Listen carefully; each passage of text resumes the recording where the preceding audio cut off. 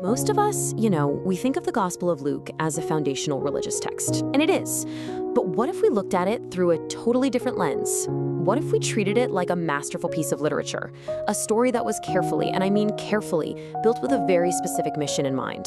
Well, that's exactly what we're going to do. Think of this as a literary investigation. We're going to play detective, following the clues that are hidden right inside the text itself to figure out who was this author, who were they really writing for, and what exactly were they trying to accomplish.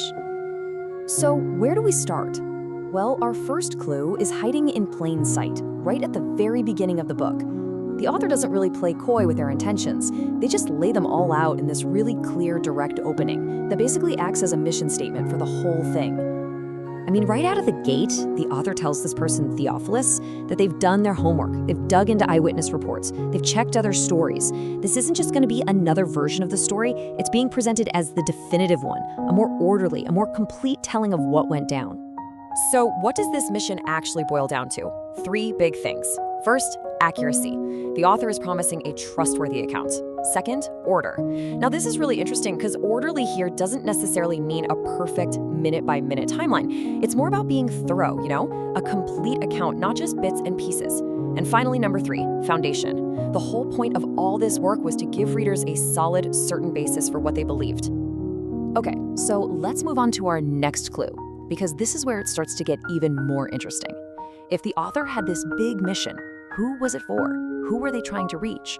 Well, the text itself gives us some major hints that they were aiming for a much, much broader audience than you might think. All the signs really point towards a non-Jewish or Gentile audience.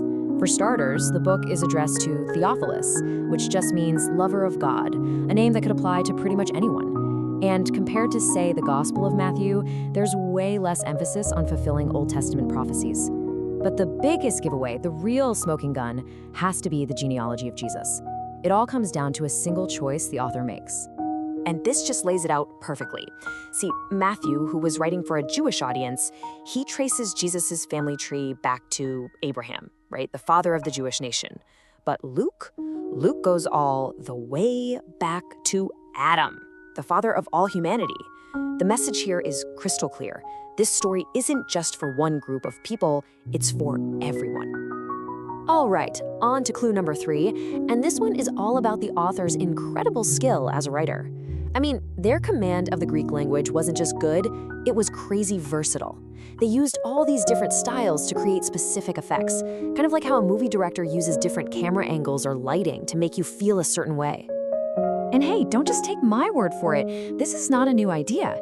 Even early church figures like St. Jerome, way back in the 1st century, they recognized that the author of Luke was a true literary artist. He called him the most skilled Greek writer of all the evangelists. And that skill allowed our author to do something absolutely brilliant.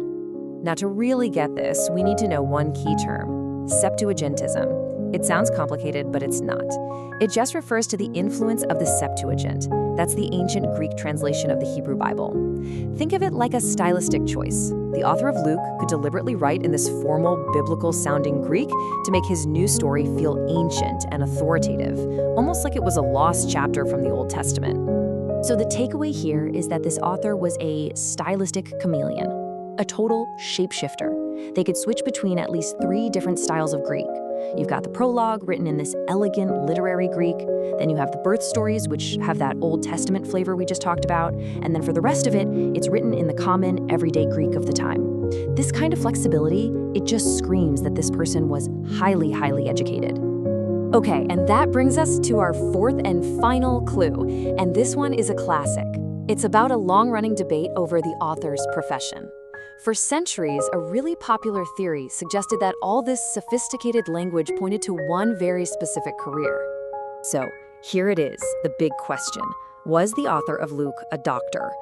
For a long time, tradition linked this gospel to Luke, the beloved physician, who gets a shout-out from the Apostle Paul, and that led scholars to go hunting for medical language in the text. So back in the 19th century, a scholar named W.K. Hobart laid out the whole case. He put passages from Luke and Mark side by side and argued that Luke's descriptions were way more technical. Like Mark says someone was in bed with a fever, but Luke says they were suffering from a very high fever. Mark mentions a leper, while Luke says a man covered with leprosy. I mean, it seems pretty convincing, right? Looks like a slam dunk. But then, plot twist.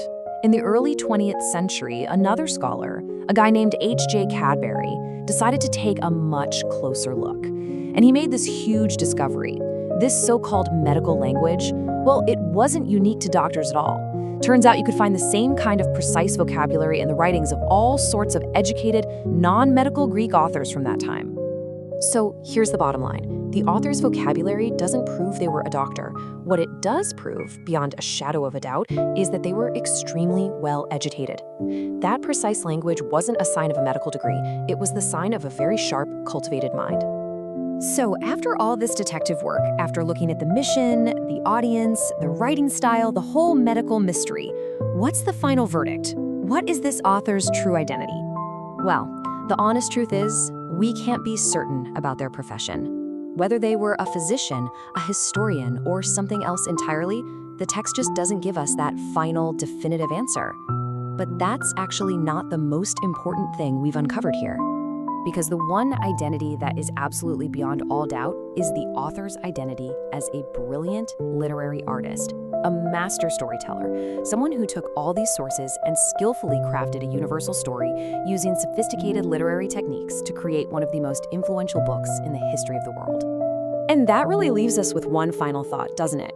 We might never know for sure what this author did for a living, or even their real name. But when a story is this powerful and this masterfully told, does the storyteller's name even matter in the end?